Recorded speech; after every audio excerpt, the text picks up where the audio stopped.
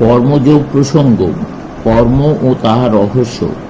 1900 খ্রিস্টাব্দ 4 জানুয়ারি California loss অ্যাঞ্জেলসে প্রদত্ত বক্তৃতা।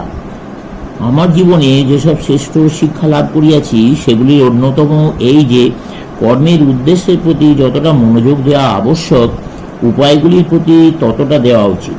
এই শিক্ষা আমি যাহার নিকট লাভ করিয়াছি তিনি একজন মহাপুরুষ, এবং তাহার জীবন ছিল এই মহতি নীতির বাস্তব রূপায়ণ। এই একটি নীতি হইতেই আমি সর্বদা মহৎ শিক্ষা লাভ করিয়াছিতেছি, এবং আমার মনে হয় জীবন সকল সাফল্যের রহস্য সেখানে, অর্থাৎ উদ্দেশ্যের প্রতি যতটা, উপায়গুলির প্রতিও ততটা মনোযোগ দেওয়া।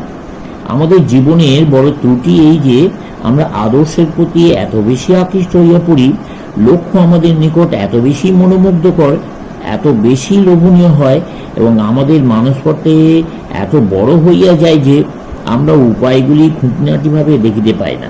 কিন্তু যখনই বিফলতা আসে, তখন যদি আমরা পুঙ্খানুপুঙ্খ রূপে বিশ্লেষণ করিয়া দেখি, তবে শতকরা 99টি ক্ষেত্রে দেখিব যে উপায়গুলির প্রতি মনোযোগ দিই নাই বলিয়াই আমরা বিফল হইয়াছি।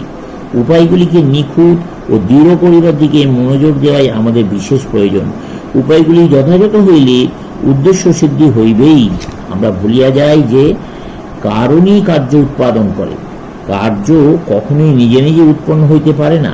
কারণগুলি ঠিক, উপযুক্ত ও শক্তিশালী না হইলে কার্য কখনো উৎপন্ন হইবে না।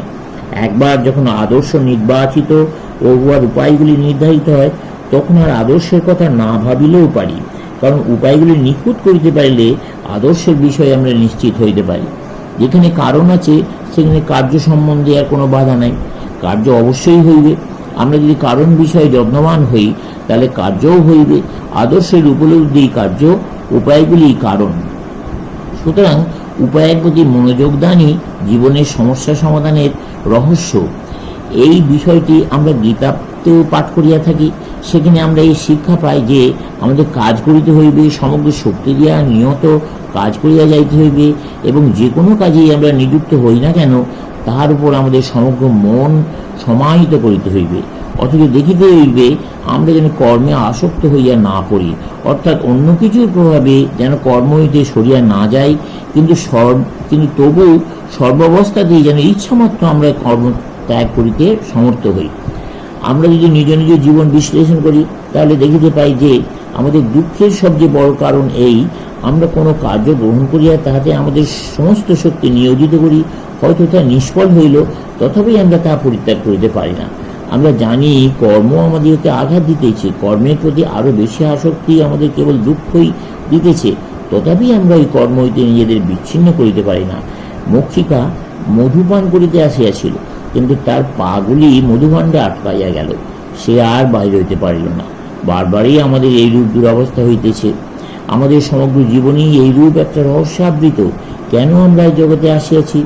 আমরা এখানে মধুপান করিতে আসিয়াছিলাম, কিন্তু দেখিতে পাইতেছি আমাদের হাত পা উহাতে আবদ্ধ হইয়া পড়িয়াছে। আমরা জগৎকে ধরিতে আসিয়াছিলাম, কিন্তু নিজেরাই ধৃত হইয়া পড়িলাম। ভোগ করিতে আসিয়াছিলাম, কিন্তু আমরাই ভুক্ত হইতেছি। শাসন করিতে আসিয়াছিলাম, কিন্তু নিজেরাই শাসিত হইতেছি। কাজ করিতে আসিয়াছিলাম, কিন্তু অপরের হস্তে কিরণক হইয়া পড়িতেছি। এইরূপ ব্যাপার আমরা সর্বদাই দেখিতে পাই। আমাদের জীবনে প্রত্যেক ছোটখাটো ব্যাপারে এইরূপই ঘটিয়া থাকে। অপরের মন বুদ্ধি দ্বারা আমরা চালিত হইতেছি। আমরা সর্বদাই অপরের মন বুদ্ধির উপর প্রভাব বিস্তার করিতে চেষ্টা করিতেছি। আমরা জীবনে সুখ স্বাচ্ছন্দ্য উপভোগ করিতে চাই, কিন্তু সেগুলি আমাদের প্রাণ শক্তি ক্ষয় করিয়া ফেলে। আমরা চাই প্রকৃতি হইতে কিছু আহরণ করিতে, কিন্তু পরিণামে দেখিতে পাই প্রকৃতিই আমাদের সর্বস্ব কার্যালয়, আমাদেরকে একেবারে লিপ্ত করিয়া ফেলিয়া দেয়। যদি এরূপ না হইত, তবে জীবন আনন্দোজ্জ্বল হইয়া উঠিত।